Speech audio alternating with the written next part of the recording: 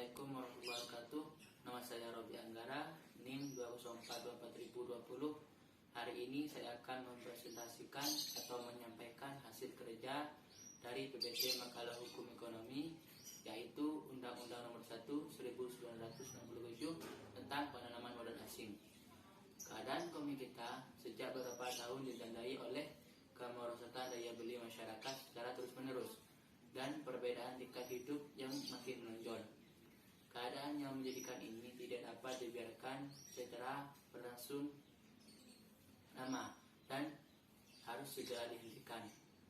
Majelis Pemusyawaratan Rakyat sementara telah menetapkan bahwa masalah perbaikan ekonomi ini harus diberikan prioritas utama di antara masalah nasional, dan bahkan cara menghadapi masalah-masalah ekonomi harus didasarkan kepada prinsip-prinsip ekonomi yang rasional dan realistis.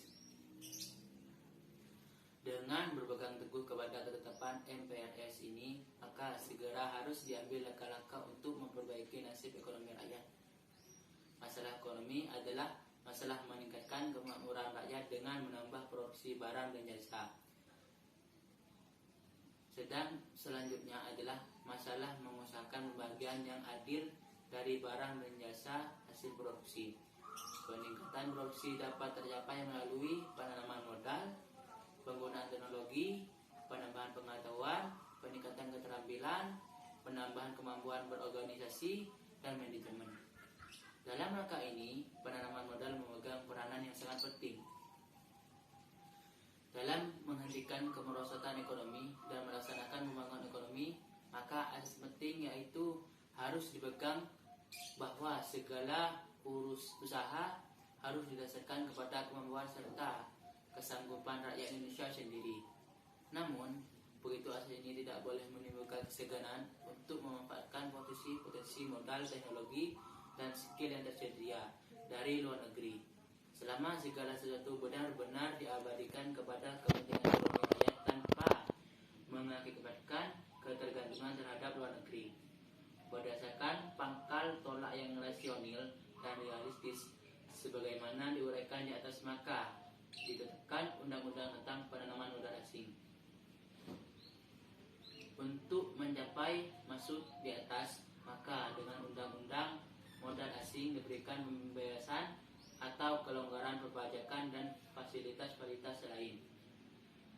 Pada itu, undang-undang ini tidak dapat membuka seluruh lapangan usaha bagi modal asing.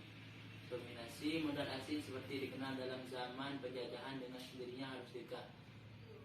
Dalam perusahaan-perusahaan vital yang menguasai hajat hidup orang banyak tetap tertutup bagi modal asing. Dalam pasal 6, dalam tiap izin penanaman modal asing ditentukan jangka waktu berlakunya yang tidak boleh atau tidak lebih dari 30 tahun.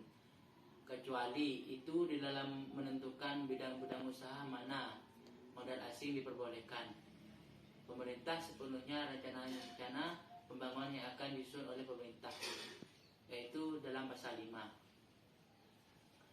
Dalam hal ini tidak boleh dilupakan bahwa tanah, kekayaan alam, dan itikat baik negara dan bangsa Indonesia juga dapat diperhitungkan sebagai modal yang berharga. Penanaman modal asing menurut undang-undang ini dapat dilakukan dalam bentuk perusahaan yang dari semula modalnya 100% terdiri dari modal asing ataupun dalam bentuk kerjasama antara modal asing dan modal nasional. Berhubung dengan ketentuan dalam pasal 2, pemerintah akan menentukan pula bidang-bidang usaha mana yang hanya dapat diusahakan dalam bentuk kerjasama dengan modal nasional, yaitu dalam pasal 5 ayat 1. Terima kasih. Semoga bermanfaat. Assalamualaikum warahmatullahi wabarakatuh.